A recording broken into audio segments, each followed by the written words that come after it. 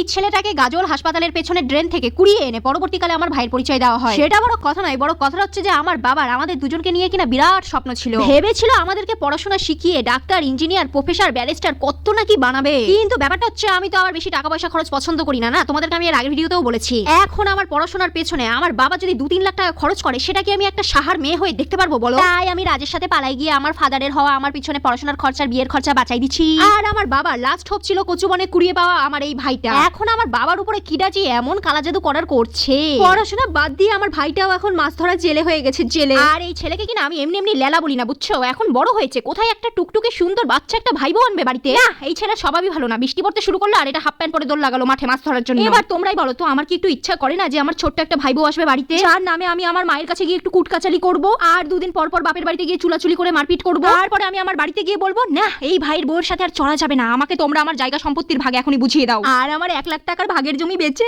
আমি একটা আইফোন কিনবো। তারপরে দেখবা তোমাদের দেবাংশীকে, বুঝলা? সেলিব্রিটি হওয়ার থেকে কিনা আমাকে আর কেউ আটকাতে পারবে না, কেউ না। এবার এই সাপ মাছটার কথা বলি তোমাদেরকে। এই মাছটা কিন্তু আমার ভাই নিজে ধরেছে, ঠিক আছে? আমার ভাই মাছ ধরে ভালো কথা, কিন্তু মাছগুলো না নিজে খাবে না কাউকে খেতে দিবে। এবার ওই মাছগুলোকে ধরে কিন্তু পোষার জন্য, খাবার জন্য কিন্তু আর না। হ্যাঁ রে ভাই, আমি বলি কি, আমরা দুজনে তো আর মানুষ হলাম না? তুই চেষ্টা চালিয়ে যা, বুঝলি? মাছগুলোকে পোষ, খাইয়ে পড়িয়ে মানুষ কর। বলাও যায় না, মাছগুলো যদি এখন পড়াশোনা শিখে ডাক্তার, ইঞ্জিনিয়ার হয়ে আমাদের বাবার স্বপ্নটুকু সত্যি করতে পারে।